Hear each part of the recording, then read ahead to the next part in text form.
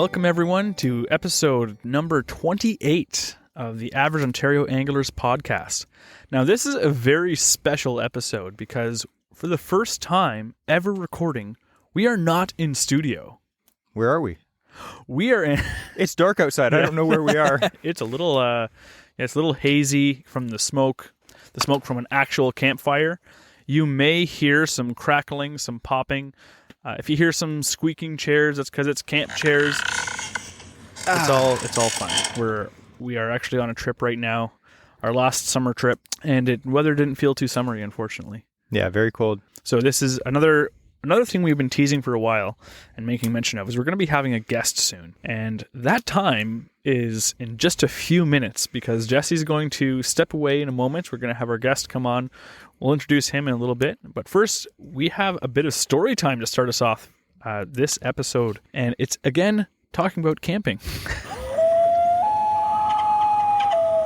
So this is Jesse's favorite camping trip he ever had happen to him. Oh, it's not.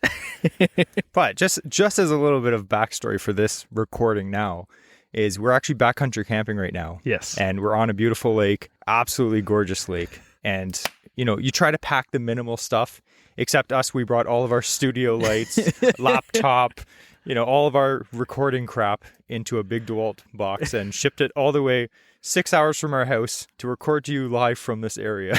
Well, not live, but So anyway, the story is me and Andrew went camping. That's the story. But the problem was I got a really bad stomach flu.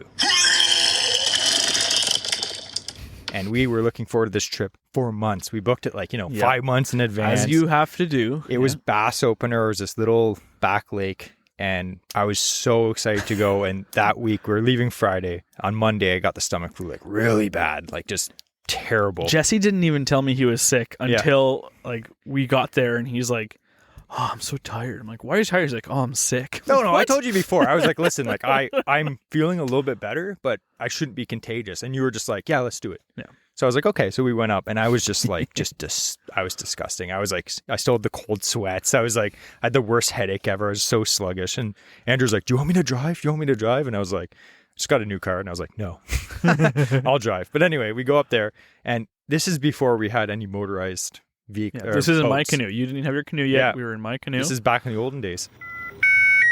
So we're there and, we're just wanting to fish, right? And we're in this stupid little canoe paddling. And I was just sweating and dying. I had a fever basically.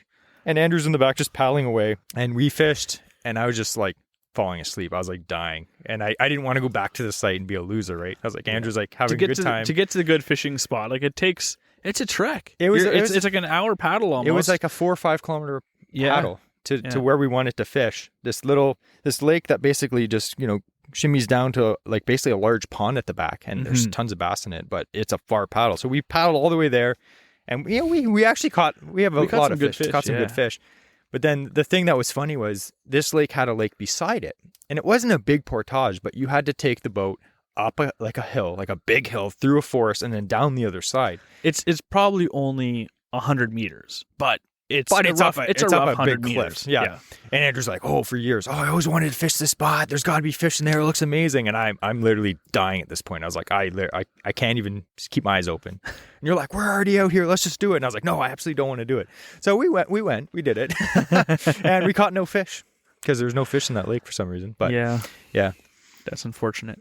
So I remember there were times when I felt bad too because we were pushing it pretty hard, and I wasn't trying to push Jesse, but I was I wanted to get stuff done because again we've been planning this and we're saying we're going to do this. We wanted to accomplish those things we had set out months ago to do. So Jesse had a rough go, but we caught fish. It was good, and it kind of just reminds me of this summer because we were just discussing with all the guys camping this weekend with us that you have to book camping so far in advance now. It's 5 months in advance. Mm-hmm. You have no idea what the weather's going to be like or what it's going to be like in 5 months. Every vacation for us so far has this year, trash. Every single weekend you can go fishing, let alone stay overnight.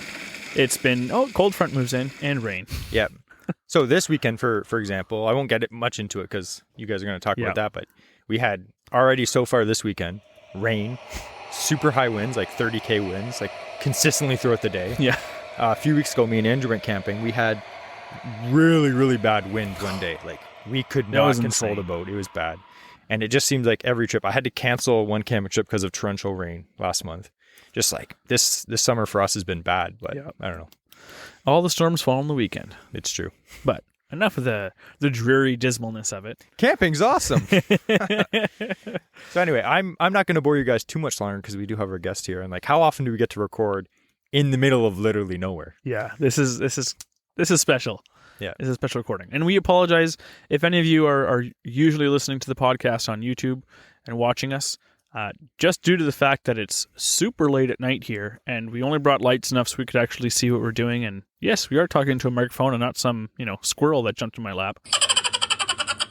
We're super excited to be out here in the middle of nowhere. We haven't had cell signal for a couple days. It's amazing. Yeah. It is awesome.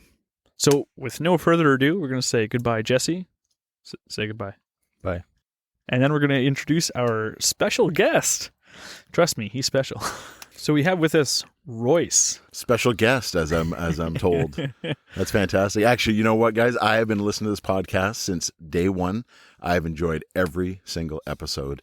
On YouTube, sometimes just Spotify, whatever I can do, but I've been enjoying it, man. It's been awesome. That's awesome. So just keep that in mind, everyone listening. If you are such a good fan and you are that good, reach out to us. And we won't invite you on because I've known Royce for years before this. That's right. Yes, I'm a very special friend. That's all. Yes, that's good. Yeah, and I've learned a lot. Actually, I got to tell you guys, I've learned tons. You want a good rod? You get a 7 foot to 7'3" medium heavy with a fast action. Every time, it's going to work for you. It's a multi-purpose rod. So, if that's anything I've learned from these guys, that's what I've learned. And by the way, frogs will catch you a nice fish, as I learned tonight. So that's good. Yeah, Royce got a nice one today. It's funny because we were fishing, and Jesse and I have been planning this trip for a while, and so primarily Jesse and I are fishing all day. So I'm like 100%. I want to get Royce out on the water and get fishing. I'd love to get him on a fish. Not that it's really, he knows how to fish himself. I don't need to get him on a fish, but So it wasn't working out. We went for some catfish. Didn't quite work out as we'd hoped. Royce picks up my rod and he just looks, and all of a sudden he starts laughing in the boat. I'm like, what? He's like 7'1". All the things I've learned by listening. Yes, absolutely. Like, yes, we actually do what we say sometimes. Yes, exactly. No, I really enjoyed it. And actually, this is our second annual trip too, right? Yeah. Last year we did a little bit of a trip as well. We enjoyed that. My brother came along as well, and my son. He's not here this year, but man, we had such a great time last year. It was awesome. We just wanted to do it again. So yeah. What a great time. A little bit farther drive this time, but a little less boating for me. So that was good. I was happy to have that. So. Yeah, we're gonna have a favorite as like kind of story time throughout the episode. I know it was a short intro story time, but there's a lot of stuff we're gonna be talking about, and primarily about this trip because it's been an interesting one. Not like the craziest stuff, but it's been interesting. Typical though. Yeah, typical. Typical me. Typical I held everyone back from leaving. I had a good reason. I'm in school right now, but I couldn't get the time off like I was hoping. So we got here. What time was it? We actually arrived at the boat launch. At the boat launch, 11 o'clock at night. And we found two other really smart guys who decided to stay on the boat launch for the night. We decided, no, we're going to push on. It's like, no, I don't want to sleep in a truck. Forget that. So we launched the boat. Royce did that completely in the dark. Thankfully, nothing was broken. That was sketchy. Got to tell you, that was sketchy, but four-wheel drive 3 foot helps. wide boulders. And I'm glad I put on my new tires, too. I just got a new set of tires on, and that helped a lot. So thankfully, we got the boat launched. It was all right. It's there. No, we got it, yeah. And so Jesse and I are going down. We're going to find a site. We picked the first one we found. We're like, there's one that's open. We're just doing that. It's so late. So by the time we got everything set up, it was like, 1 a.m. before I was in my hammock. Yep. Exactly, yeah. At least you can hang a hammock pretty easy. If you can find a couple of trees 13 feet apart, you're good to go. So it worked out really good. We all got hung up and we all got a good night's sleep. And then I heard alarms going off at 7 a.m. for some reason. You guys are crazy. Jesse and I are like, woohoo! Yep. Well, that was the point, right? Like, let's get there. Let's not show up there like Friday morning at a good time. Let's say like 9 a.m. Let's not leave first thing. Let's go Thursday night. We got to go. Yeah. And I totally appreciate that. Getting a good day on the water for you guys is important. So I fully endorsed it. So no worries, man. No worries. Everyone needs a friend like Royce. Yeah, happy to do it. It was a lot of fun. A guy with a truck, willing to help. If you need a hand, just give Royce a call. Absolutely. So a little bit about yourself, because you are an avid camper. I would say that's being very reserved about that statement as well. I love to camp. When we talk about fishing, I'm a below average Ontario angler.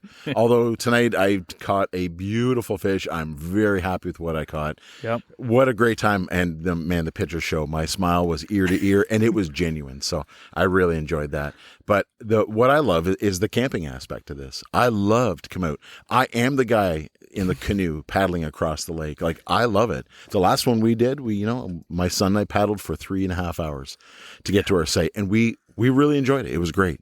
This one, it was a shorter paddle, which was awesome, but really enjoy the camping aspect of this. The fishing is great too, but I love to camp. Yeah. No problem. The best thing with camping that I really love about camping with Royce and with the other guys is that when Jesse and I go camping, it's not a camping trip, it's a fishing trip. And even Jesse was mentioning earlier that like we always find it odd. We're on these like back lakes and there's all these other campers around and we're the only ones fishing. It's like, what are people doing?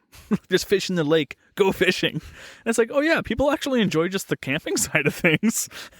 And Royce, being one of them, is the guy where he comes to the site and he starts setting up like all kinds of stuff. He's getting the site prepped, he's getting wood cut, he's getting the fires lit, he's doing all that, and Jesse and I just goof off in the boat all day. Yeah, well, stuff's got to get done, right? Someone's got to be the den mother, the den mother. No, you got to have fire, right? You got to have a fire at night. We're looking at a beautiful fire right now. It's crackling away, and the wood here is kind of it's all softwoods, but hey, I cut some up and I got it prepped. It was great, and I enjoy that part of it. I love it.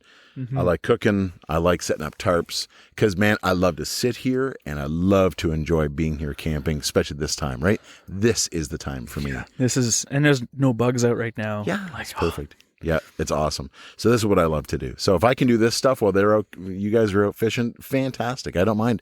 I'll get out fishing for a little bit. I don't mind. Like I said, I'm a BAOA. I'm a below average, and I'm happy to be that. It's fine. This is the part I like, and if you guys like it, great. It makes your life happy, and we enjoy our trips together. That's what makes it fun for me. Yeah. Another thing that Royce's has opened our eyes, both Jesse and I, was the food that we eat camping. Now, pathetic. So pathetic. Jesse and I, we thought we were doing all right. We're like, all right, we're camping. We're gonna pack light, not crazy light. We always bring a fair amount because we don't really portage a lot. We will do back lake. We prefer that over car camp. So this is all about back lake camping. So the stuff that we bring, again, we brought our podcasting equipment out here to the middle of nowhere. We're not portaging that. We just wouldn't do it at that point. So count your lucky stars that we didn't decide to portage this trip.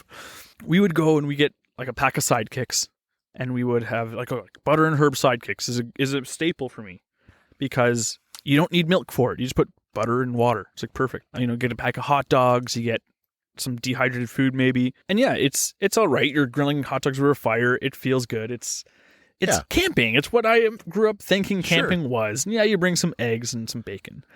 We went camping for the first time with Royce last year. And Jesse and I are like so jealous of every single meal this guy's bringing out of his bag. And he's like, oh yeah, tonight I'm going to have ribs. We're like, how are you going to cook ribs over a fire? That's going to take forever. It's going to be a pain in the butt. Mm-mm. He pulls out this pre-smoked full rack of ribs, barbecue sauce all up. How did you just heat it up on top of the grill in tinfoil or something, right? Yep, exactly. Yeah. So it's all about prep, right? It's all about prepping ahead of time. And that's the part I like too, right? You think about it a little bit ahead and you get some food ready and you just pre-cook. Yeah. I try to do it the week before and then I'll vacuum seal it, throw it in the freezer, then it's ready to go. Or I'll wrap it in some foil, whatever it takes. But, man, I like to keep stuff clean, too. That's important, right? Backcountry is all about the bears, keeping the critters out of it. The mice are, they're always out there. Just take some time ahead and think about it and put the time in, the effort in. You guys put your effort into getting your gear ready. You got your fishing rods ready. You had to get a boat ready. I have a canoe. Canoe goes on the roof. Paddles go in the back. I'm done. And then throw my stuff in. I've been canoeing since I was a kid. One of my first memories of camping is with my parents. And I was in a canoe with them, going to some little cabin in the middle of nowhere. I grew up in early years in Timmins, so way up north. That's what I remember. So that's what I like. But I love to eat. Right, food's important.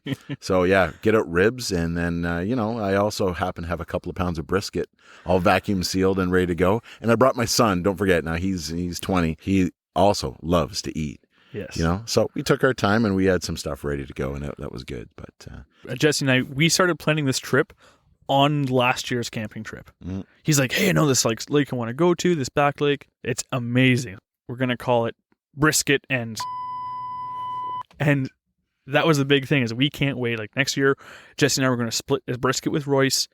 He does all the work and smokes it, vacuum seals it, sous vide it. Sous vide? No sous. When I get up once, here? Once it's here, it's already smoked just and boil cooked. and bag, basically. Yeah. And like you get the brisket for us, and then we will go fishing. Sounds like a great deal. Sounds like a great time to me.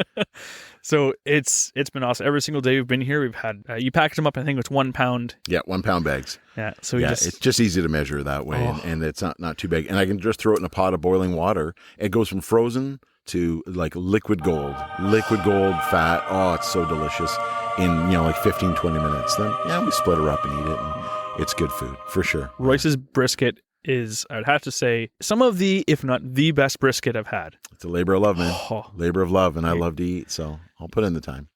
Now, all the food stuff is not just on Royce, although I did this trip. I'm like, hey, I don't have time. Can you just buy all the food and cook me meals this whole trip? And again, Royce is such a nice guy. He said yes, although I'm sure he's regretting it by now. Once you get up Friday morning to go fishing and you're like, okay, I'm going to go with a cup of coffee and I'll be back in like 5 hours. I'm like, you had no food. Like, oh my goodness. But, but it's good. It's good.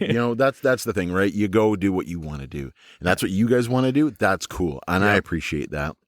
I come do what I want to do. I chop wood and I eat good food. So it's always good. Yeah. So today we actually had another big bonus to this lake is there's a lot of channel catfish in this lake. And so we actually had a really good night last night, Jesse and I, getting some from our site and also from a nearby river coming in, getting some channel catfish. And what I decided to do is my contribution for food this trip, as I like to do for any fishing trip that I go on or camping, cottage, whatever, is I like to promise everyone, and it motivates me, I will promise you a fried fish meal. Mm-hmm. And it's going to be a feast. It's going to be all you can eat, fried fish. And I will catch, I will clean, I will cook. And so far, I have delivered every single time I've made that promise. That's right. 2 trips in a row. Yeah. So today I had fried Cajun catfish on some buns with some garlic aioli. Yep. Just very simple, but fresh fish. It was fantastic. It's actually my first catfish. Yeah? Yeah, and it was so good. It was like eating chicken. It was so good. Moist, like, oh man, that was delicious. Last year was bass, right? Yes. We caught a lot beer of batter bass last year. The beer batter. Oh man, it was so good. We even brought beer this time to make sure that we get beer battered. But anyway, we had catfish. That was fun. There are walleye as well in the lake. However, we just weren't able to get on them this trip. But I did bring some beer batter just in case. Sometimes in Back Lake, a lot of some of the provincial parks will say you can't have any cans, any bottles. Yep. And to bring in beer, to do beer batter, like last year we were camping in Algonquin, and to bring beer in, you can't bring a can. So what we did, I picked up a bunch of bottles on Amazon, and it's just plastic beer bottles. And Royce, again, the bestest friend out there, he goes and he got them all filled the day before or the day we left. We went up to a local brewery. Months ago I had called around asking different ones, will you fill like bottles if I bring them in? And not a lot of places that are still doing that, oddly enough. I think COVID kind of changed a lot of that. It did, yeah. There's a brewery near us. Actually, shout out to them for sure, because it's Old Flame Brewery. You've probably seen their stuff around if you're local to the area. They sell their cans in LCBO and whatnot. But they have some really good beers. And they were able to fill up our plastic beer bottles. And now it's plastic. We can bring it in. Yep. And they're reusable, so I don't have to burn them. I'm going to pack it out regardless, and we get to reuse them. And it's good beer, too. It's good beer. My goodness, that's so good. So it's a really nice thing, because especially with bass or with walleye, I love to do beer batter. And if you don't have beer, it's just not the same. It's not the same. No. Using water does not cut it. No. Got to have the beer. No. Yeah, no, it made all the difference. Last year was fantastic. And this year, I think you actually topped it this year with your Cajun catfish. It's hard to go wrong with catfish. Yeah, for sure. Yeah. I love it. Looking forward to it again. So the other thing I wanted to mention is we are all hammock tenting right now. So a lot of what you do, you've done a lot of interior. You also have like a camper that you use if you're doing car camping, but you grew up doing a lot of interior camping and portaging, and you've done some like insane like hiking camping and like packing uber light, Yeah. insane stuff. And Jesse and I haven't really talked too much about the benefits of like a hammock over a regular tent. But I know, like, for one thing, it's lighter. But what are some of the reasons why you really prefer, even on a lake like this where you could bring a tent, why do you still just bring a hammock? I just love the hammock. You know, it's versatile. It can kind of go anywhere. A lot of these sites, like the site we're on, like right now we're sitting on maybe like a, 15-degree angle. Yeah. We got a bit of a slope going towards the lake, as most sites are. There aren't many flat spots. So you can get one or two in a campsite like this. So if you have a tenter, they get the flat spot. Well, where do you go if you have a tent? You know, you don't get the nice flat spot either. There aren't that many. So my brother and a couple of friends got into hammocks years ago. And I was like, hey, you know what? I'm going to give it a try. I bought an ENO. That was my first one. And man, they make some okay stuff. And I tried it. It felt amazing. I couldn't believe how good it felt to sleep in a hammock compared to sleeping on the ground, uneven ground on a thin little air mattress, or, you know, an inflatable mattress, which I have all those as well if I need it. But my goodness, I feel so good in a hammock. And there's so many varieties, and you can get kind of geeky about it, which we all did a couple years ago, and I've kind of relaxed on it now. But I just love that you need about 15 feet between two trees. You put a tarp over top you, which, you know, it's a hammock tarp. It's not just any old tarp, although you can use one if you want, but they make a bit of noise. But just the comfort level. I love the comfort of a hammock. It took me a little while to get it, you know, dialed in for me, but now I can hang it up in about 10 minutes. I can put a tarp over it another 5. I can hang up my underquilt, put my top quilt on, and I'm in bed in like 15 minutes and comfortable and gone to sleep. I love it. I just love it. I'll never go back. Not saying I'm never going to use a tent again, but for a solo trip like this, always my hammock. It's just fantastic. I've been in some raging storms in my hammock. We're backpacking in the Queen Elizabeth II wildlands one time. There's 4 or 5 of us, and we could see a storm coming across the lake. It was like a microburst. My wife and a couple of friends of ours were at another provincial park close to us, and they got hammered there, like bad. Where we were, it blew through, and a couple of guys got pretty wet. But I sat in my hammock while I stirred my dehydrated meal as it was reheating, and the rain pounded down. I just held my tarp, and man, 15, 20 minutes, it blew over, and I was high and dry. I've just never forgotten that. If I was in a tent, there was like a river flowing underneath me. If I was in a tent, it would have been filled with water. I would have been soaked. I'm like, never again, man. Yeah. Stay in a hammock, high and dry, comfortable. I just love it. I will say, so Jesse and I, we actually have the same hammock. I bought mine first, and then before he went on the trip last year, Jesse bought his, the same thing, different color, because we have to be different. Yes. But we just got I picked the cheapest one. I did some research online, 100% do research. We got the cheapest one we could find that was on Amazon that has a full rain fly. Because I did not want to have to buy a separate tarp. I'm like, you know what, just keep it basic. And I'm super shocked at how well these hammocks have done us. Nice. For a few camping trips now. And I'm not going to say that I have actually laid down in Royce's brother's hammock tent last year just to kind of see, like, how is it? It's nice. Yeah. And when you get an underquilt which sits underneath. Hugs your bottom. Yeah. So it's what's cool about it, which again was all explained to me last year, is the underquilts. If you lay on something in the hammock, it just compresses. That's right. So it loses its insulating factor. So this actually just is a kind of a duvet that sits underneath your hammock. So it's still exactly. soft and plushy. That's a good explanation. Yeah, for sure. I want to get one because even now it's summer. It still gets fairly chilly at night, maybe down to 17, maybe worst 15 degrees at night. You find you're in Northern Ontario, not even Northern Ontario, but the difference is I have a thick cotton, sort of thick wool blanket that I double up and lay underneath, and it helps a lot. Sure. Yeah.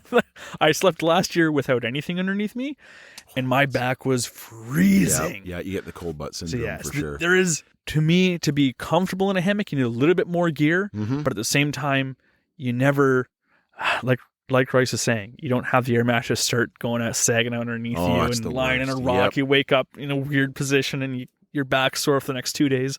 You don't get that in a hammock at all. No. So I get up in the morning, I feel fantastic. Every time. Yeah. If you're willing to have a hammock strung out on your campsite, and you're like, I like having an absent in the daytime, turn it into the nighttime hammock. You're good to go. Exactly. Yeah. Yeah. There's a little bit of research has to go into it. You got to know what you want. You don't want to start just keep buying things, but you know what? I'm like you. I'm a DIY kind of guy. You built that awesome boat that we took out tonight, and we had a great time in it. Well, I made all of my hammock gear, every bit of it. That's awesome. My underquilt, my hammock, my tarp. I made my own tarp with doors on the ends. The only thing I bought is I just have a sleeping bag over me. I don't have a quilt on top of me. I just use a sleeping bag, which is fine. But I made all my own stuff. Yeah. Why? Because I'm cheap. I'll be honest. And I love making stuff, and it all fits for me. It works for me. So it's just a nice way to go. That's amazing. Yeah, it's good. So let's get back again. This is a kind of a fishing podcast, is how we market it. Right. So we'll talk a little bit about fishing. We've had yesterday was actually a pretty good day for muskie. We had a lot of follows. I caught 3 and lost a 4th. Jesse had a couple on, and he had a couple. Well, he didn't catch any yesterday. Unfortunately, they both threw the hook. I had a big bass come up on it. That was awesome. Threw the hook. But the biggest muskie I caught yesterday, it was 37 inches, which for this area is actually a really nice size muskie. And we were talking to some other people that are fishing the lake, and they were saying that the other people around, the biggest one they had caught was 35 inches. So it feels good being the guy to catch the biggest one. Absolutely, yeah. Your claim to fame for the trip. But Royce had never caught a muskie before. So we went out, again, we were trying for catfish. Yep. We tried by the river. Nothing happened with catfish. Royce's brother was casting around with a jig and a twister tail. Caught a muskie. He did, yeah. It snapped him off right as he got to the boat. We almost had it landed, but there was no leader at the time. So we were jigging for walleye. But then we started fishing on the shoreline. So tell us about... Yeah, so you just said, hey, help yourself to my tackle box, right? And I'm running with you, so you're like, just use my stuff, which is really cool. And I tried it a few things, and nothing was really working. But hey, why not change things up? Maybe go for some bass. We're fishing the shoreline, so I threw on a black frog, which turns out not to be yours, turned out to be Jesse's, as I found out later. But it just happened to be at the back of the boat, just had been left out. So I threw it on. I'm just trying something out, right? Like I said, I'm below average, but I love just trying different things. So threw it out, and again, I went back to my, episode 3 or 4. Throw something out, let it sit there. You don't have to keep working your stuff, and it's a floating frog, right? So I put it out, let it sit, give it a jerk, and I did that all the way along the shoreline. So you're working yourself around with that awesome electric motor, man. That was awesome. That trolling motor is working great.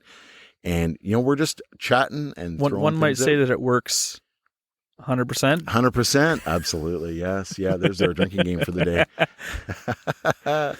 So we're just throwing things out. I threw out that frog. I just gave it a couple tugs, and then I saw it go under. I saw a bit of a boil around it, and I was like, you know what? I'm just going to wait. Just wait. And I gave it a bit of a tug, and sure enough, I hooked my first muskie, and I was really, really happy with that. So, played it out, and it took a bit of play. It didn't fight too hard, but it did jump once, and it was awesome. In the end, you were awesome. You netted it for me, got it up with the lip grabber. I got a couple nice photos with it. My smile on those pictures, I'm from ear to ear. That was a nice fish. Yeah, it was about 28 inches. Yeah, for sure. And again, good size for the lake. And it was good. And right by the shore, I was just really shocked at that. They've been really shallow this trip. Yeah. Super shallow. We've been seeing them. I've been seeing a couple. We were fishing the shoreline up, and there were a few times I'd look over and I'm like, there's a fin sticking out of the water. There's like a wake right there. They're sitting like 6 inches of water. Their backs are barely wet. Yep, exactly. And then I'm like, okay, like as we're going up, I'll make like long bomber casts out there. And that's how I first caught my first muskie of this trip, was I saw him like 200 feet up the shore, and we just made our way up. And I'm like, I'm casting there. So that's how I caught the first one. But one thing I was going to say, I can tell you're a camper and not an angler. Because when you hooked that, I had no clue what you're doing in the back of the boat, and you hooked a muskie, you have a fish on, you're fighting it, and I'm like, what's going on? And it wasn't until Royce's brother, he's like, oh yeah, he's got one. Got a fish on. Yeah. Say something. I know. Like, fish on, muskies. I was like, this guy's not an angler at all. No, not at all. No, keeping it all to myself. Quiet. Don't say anything. So reserved. Yeah, for sure. No, I was like, hey, let's get this thing going in. I was just caught off guard. It was just awesome. I was loving it, playing it, having some fun. Yeah. And nice to see it come out of the water once. That was really cool. That was a good jump. And you had another big jump right there. Yeah. I threw it out, threw another set of lily pads, and then I just let it sit, give it a couple of tugs, and this muskie came out and like body slammed my bait. It was weird. It came out like parallel to the water and slammed back down. It was just such a cool thing to see. Yeah. Anyway, I didn't catch that one, but that was okay. It was just really nice to get one in the boat and get a couple photos with it. It's always a nice trophy. I had that too. Something about like pike and muskie have some of the worst topwater aim of any fish we've ever encountered.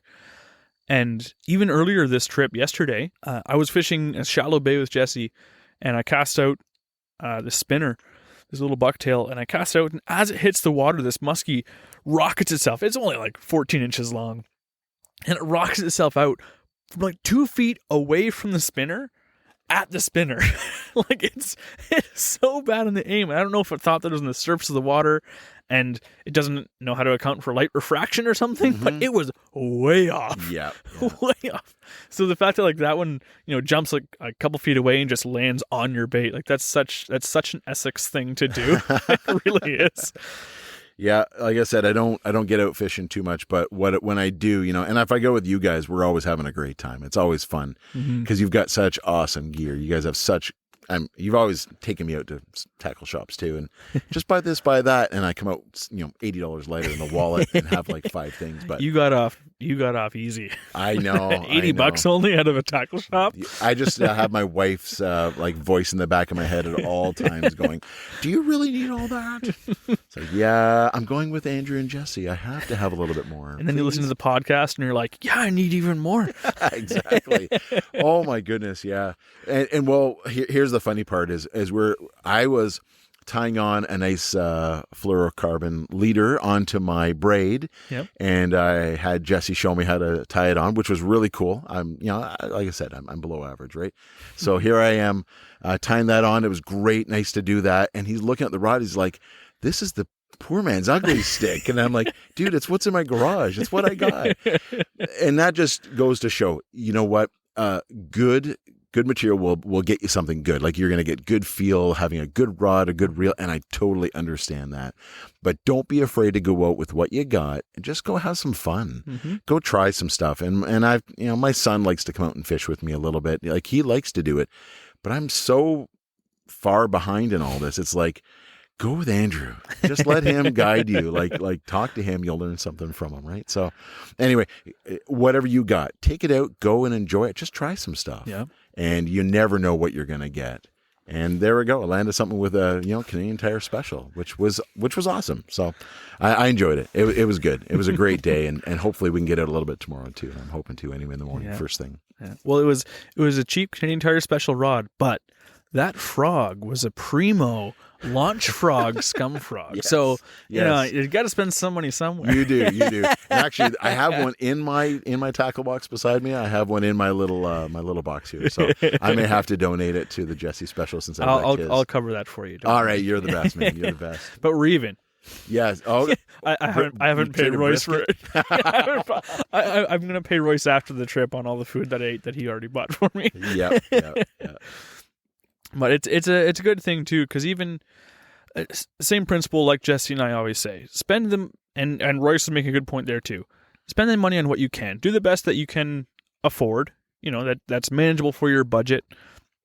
You can have fun with that. And going camping, if all you can do is have some sidekicks. Like when I was living on my own for the first time, I would wait till sidekicks went on sale for 50 cents a bag, and I'd stock up because that's all I could afford. Absolutely, like that's what I'd eat like at home all the time.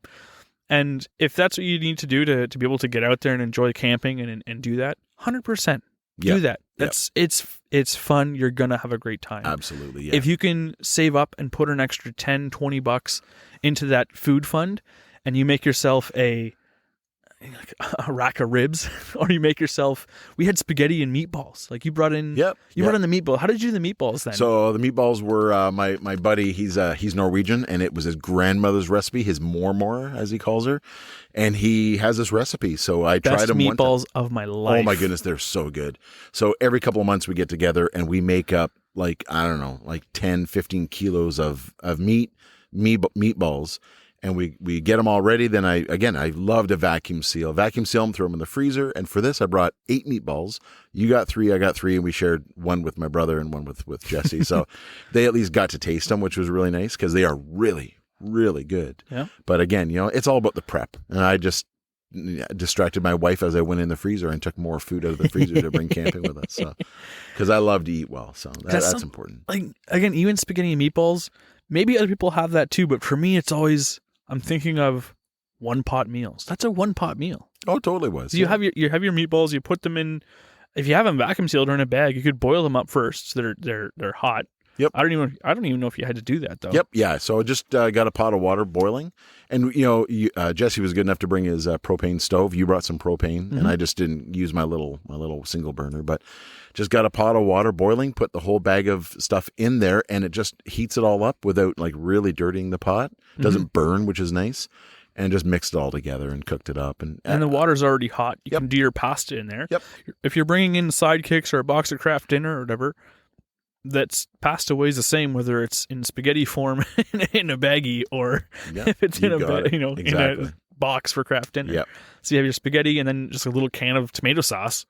Like having spaghetti and meatballs camping, that was good. It was a treat. It really was. That's actually my first time doing it too. But normally we do the same thing.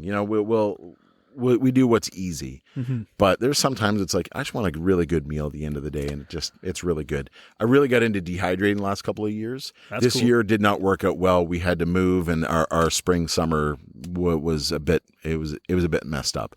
So I didn't have time to prep any dehydrated stuff, but I did on my last trip go in and just pull out a couple of bags of stuff I had left over, put it all together. And I had a mix of spaghetti, lasagna, and some other things I dehydrated, put it all together in one pot. I ate it. It was fantastic. That was an overnighter with my brother and another buddy when we were hiking 2 weekends ago. So, yeah, you know what? If you put a bit of effort into it, it's great. But again, like you guys said, you just have to invest where you want to invest. And I like to go light sometimes, but I still want to eat good. And I can't afford you go to sale and buy, the Happy Yak or the Mountain House. Those meals are quite pricey. Yeah. Some aren't very good. I'll be honest. We've opened them up and you took a couple bites. It's like, forget it. You just dump it out. It's gross. Like some of them are gross or they're high in sodium or whatever. So I know what I'm eating when I'm taking it with me when I've prepared it. And I like that. It just makes me feel a little better too. I get a little sidetracked there because I just like listening to Royce's voice, and I know all of you will too. That's at work, I'm known as Radio Voice Royce, and I'd be much better at that because I have a face for radio than what I actually do. But I try to be competent at what I do when I can, and just woo them with my sultry sounds of my voice. Calm them down nicely. Meanwhile, I'm just like, hey, everybody, it's Andrew. It's Andrew with AOA. What else do we talk about now? My squeaky chair as I keep moving around. Yes, these camp chairs are fantastic. This is my old boy, though. It's so nice and comfy. It's all broken in. What we're going to do now is, because I've run out of things to ask Royce, because I get to talk to Royce all the time, but Jesse doesn't live as close to him as I do. So Jesse's going to come over here. He's got some questions as well for our special guest, and we'll see what he can pick his brain over. All right. So I do have some questions for you. Fantastic. So if you're listening to this, and possibly most people have gone camping, I would say. A lot of people like camping. I hope so. And whenever I go camping, again, my family, camping is like a tradition. I know it's like camping was a tradition in everyone's family before they built the house, right? But for years, my family's gone camping. But my family, they never went backcountry. They never. It was always provincial park or like, Algonquin where, you have a site, you park your car nearby. So if you're listening to this and you want to go try backcountry camping, it may seem very daunting. Like when I told my wife, I took her for the first time backcountry last year, and she was like, what the heck? It sounds terrible.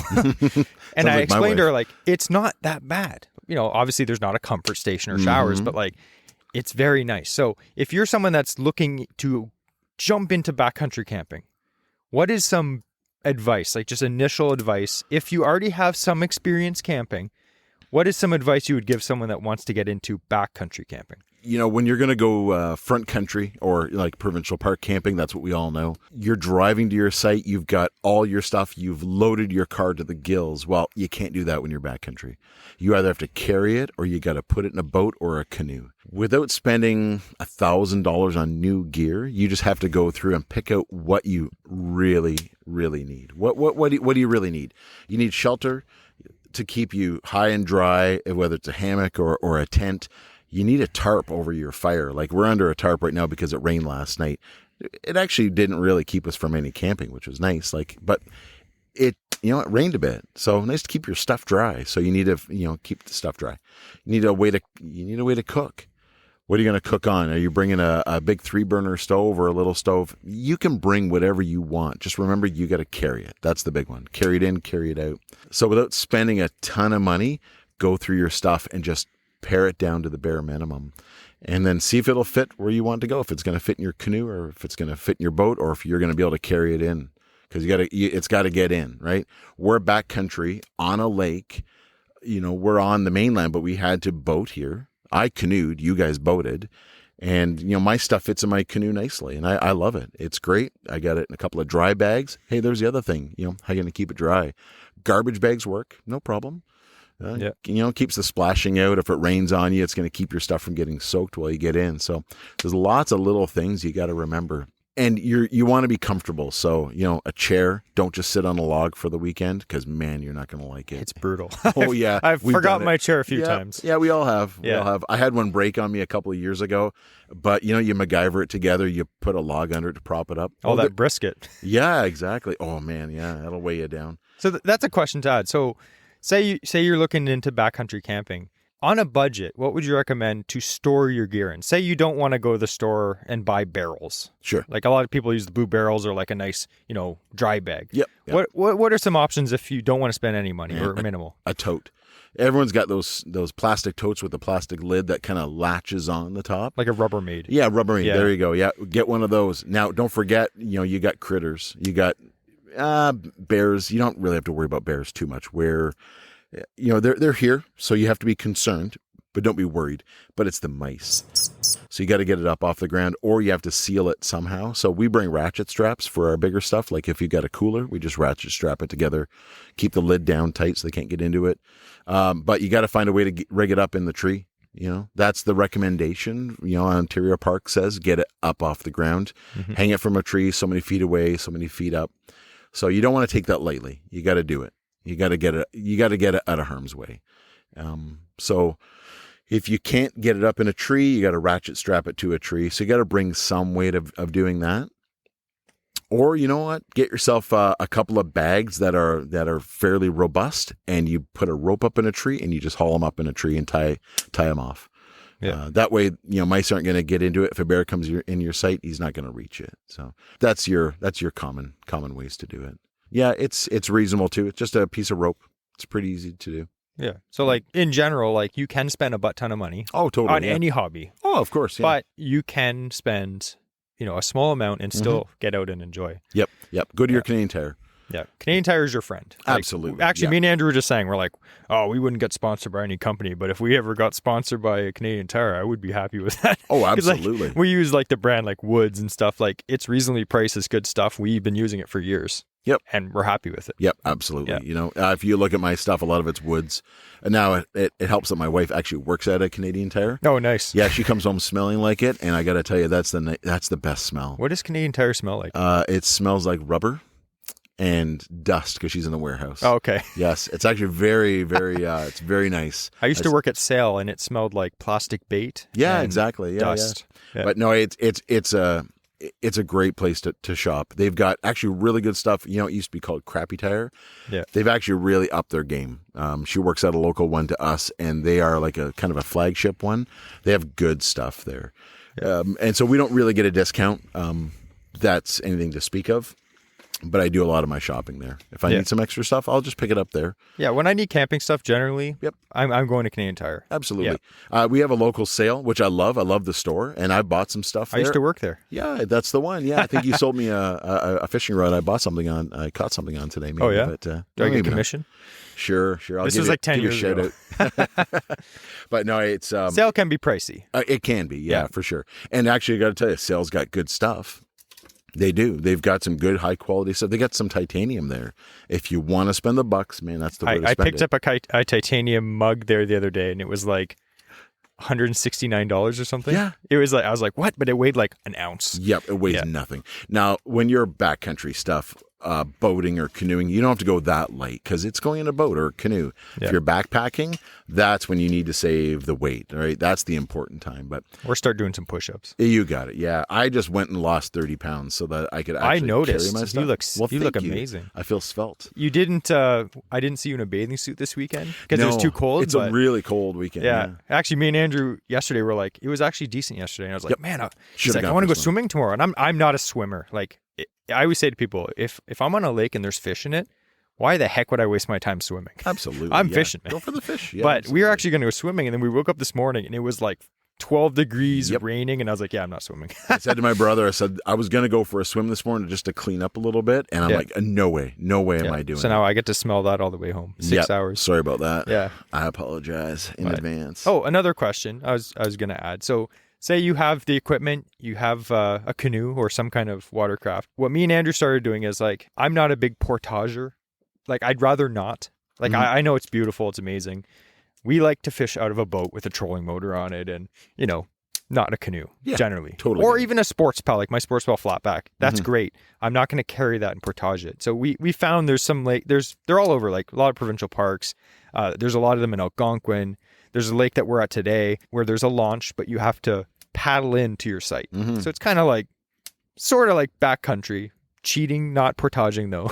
No, we're not portaging yet, for sure. And I find like for me, that's the perfect balance because it's still backcountry. It may not be like a legit, wilderness experience. Yeah, but it's a low pressured lake that you want to go fishing. Exactly. At. Yeah, absolutely. And it's a lot less stress because it's like, you know what, I can get to the launch. Yeah. It's not like a legit launch. It's just literally a sketchy stone launch. It was sketchy, yes. Yeah. Well, it was also midnight when you launched. It was midnight and it was raining. Yeah. It was fun. But you get to the launch, you get your boat in the water, you fill it up, and then you just drive to the site. Yep. Like how easy is that? Like it's not really intimidating at all. No, not at all. Well, we did it at midnight last night. Yeah. The other night. But here, I sent you guys ahead to go find a site because I said I was not canoeing and just come back and get me with my cooler. So it was funny though because we got here and I camped here last year and I knew there was a site right near the launch. Like there's a bunch of sites on this lake and some of them are like 5 kilometers from the launch, like far. But those are the nice sites. And I was like, it's midnight. Let's just get the first site we can get because it's so close. And it was raining. Yep. And then me and Andrew were fishing down the lake like 5 kilometers away. And we're stopping at all these sites and they're empty and we're looking at them. We're like, oh, this site's amazing. It's beautiful. It has a creek beside it. You can wash your dishes. Like it was amazing. But we had to putter 5 kilometers back to tell you about the amazing sites at the other side of the lake. But my advice would be don't get to the lake at midnight. At midnight. Yeah, that's the key. Yeah. Make sure Andrew's got his stuff ready to go early. Yeah, that's the big one. Make sure he's not in school. Make sure he's not in school when we're doing this. What's funny is Andrew's in school with my son right now, which is kind of funny. So my son's in trade school as well. And I'm happy, but he's like, there's no way I can go with you guys and take 2 days off. Andrew's like, to heck with that. I'm taking 2 days off and I'm going fishing. Yep. So I give him props for that. It's true. I have to say from this group, it's a hardcore group. We all have our different things that we like to do. Like you guys are like pretty extreme campers. And me and Andrew are just like, well, we're here to fish. Yep, exactly. And that's the cool thing. Like yesterday, how long were we gone? We were gone the whole day. All day. Oh, my We're like, goodness. we'll be back for lunch. It was like 5 p.m. I was like, oh, we just roll in. We left yesterday in the morning for our morning trip, and we didn't bring any water. We didn't bring any food. We forgot everything. We get back to the launch 2 at cups like of coffee. 1:30 in the afternoon. I'm like, I need water. Yep, please. And Andrew walked up and I just looked at him and shook my head in derision, like, I've been cooking all morning for you. You said you'd be here at noon. And he didn't even show up. So anyway, I still made him a nice meal. It was all good, which I was happy to do. It was a good trip, and we're gonna do this. It's like an annual trip. We'll do it again next year. It's feeling like an annual trip. Yeah. I mean, this is 2 years in a row. I think we got to go for 3. No, I'm enjoying it immensely. Like, this is great. And I love going with you guys too. It's so much fun. Like I said, not even an average Ontario angler, but I love to go with you guys just because your enthusiasm for it. And if I can get out for a little bit and catch a little bit, it's great. If not, I get to reap the benefits of Andrew's cooking his cleaning of the fish and his frying of the fish, man, I love it. That's one of my favorite parts. So we got to keep this tradition going. That's for sure. And we will for sure. And if we come back to this lake, or maybe we'll go into Algonquin next year, we'll see. I thought I would just read a quick thing before we end. We always say, leave us a review. On Spotify, you can only leave like a star review, but on Google... Which gave you 5 stars, by the way. Oh, yeah. Thanks, man. You're welcome. Yeah. But on Apple Podcasts, if you listen on Apple Podcasts, you can actually type out a review. So I thought I'd actually read one of the reviews. Ooh, nice. There's a lot of them. We actually have a lot of reviews, which is fantastic. And we're not forcing you guys to do this, so that's amazing. It was actually a guy who Andrew kind of razzed his name. I don't know if you remember Thornburn the Fifth. Remember Andrew was like, Thornburn the Fifth. Yeah. So anyway, he actually wrote us a review, so I thought I'd read it because it's pretty funny. So he says, fun, informative, and kid-friendly.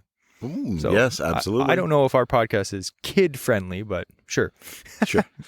Anyway, he said, good, clean podcast that I can listen to in the car with the kids who love fishing, and I didn't need to worry about language. Jesse and Andrew are super passionate and informative and put out good shows each week. Love it. And I just like to mention that we really try hard to have a clean podcast. Yeah, lack of swears, right? Yeah.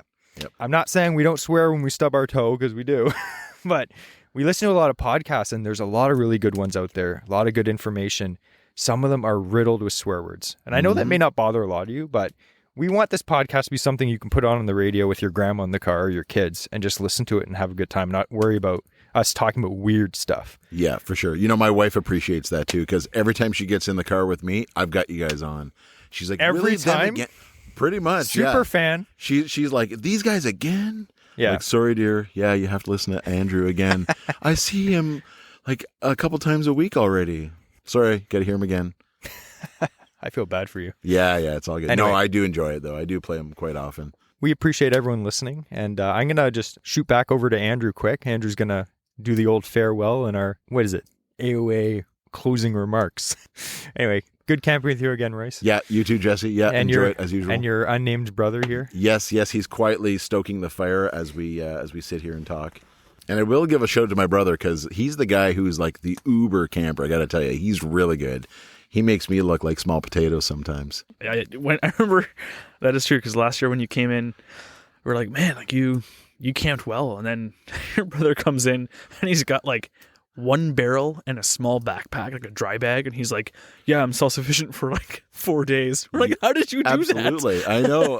It's awesome. Yeah. Yesterday he rolls in with a canoe with a motor on the side of it and comes ripping around the corner. He's like, yeah, I couldn't open up full throttle. It splashes too much water inside. But here he makes it in. It's like, it's awesome. I'm loving it. So we're going to go for a good run tomorrow and enjoy that. So thank you very much for coming on, Royce. Yeah, man. It's been a blast to have you on the podcast. We've been talking about even this for a long time. Yeah, it's getting cool. you on. Thanks again for cooking all that wonderful brisket. Yep. Always happy to. It's a labor of love. I got to tell you, it is a lot. I got 3 of them in the freezer. I pulled one out just for this trip, and it was awesome. My wife's like, you have to save some of that for us, right? So I actually had to feed them first and bring the rest here, just so you know. Although I was also over that night, so I also got some prematurely. We want to thank all of our listeners as well for all of you who have left reviews online, who have rated us on whatever you're listening to. Again, this is going to be an audio only, so you don't get to see the video of me and Royce and Jesse and his brother all sitting around a fire. Unfortunately, it just was a little bit too much to undertake this far out in the woods, but. I also wanted to mention that we do have a Patreon, so if you would like to help support us to go camping even more often, or at least have better equipment that we can bring with us, so we can actually maybe record boat? next time. Yeah, bigger boat. More decking on the boat. But no, it's honestly just there's prescriptions. Well, I am a little crazy, but there's subscriptions every single month just for the podcast in order to get it posted, to get it edited up, and Jesse does all that hard work. And so just to get that out there, that's what the Patreon is going for. So we appreciate all those who are already on there. If you have the opportunity to do so, it is super appreciated. As always, keep posted if you are ordering anything from our previous sponsors, let them know that we sent you. They love to get those emails. They do tell us like, hey, this guy bought all this gear, and he said the average Ontario angler sent me over here. So that's awesome that you guys are doing that. Before we leave, we have one last thing we normally do in the podcast, which is the quote of the week. Okay. What's the quote of the week, Royce? 100%.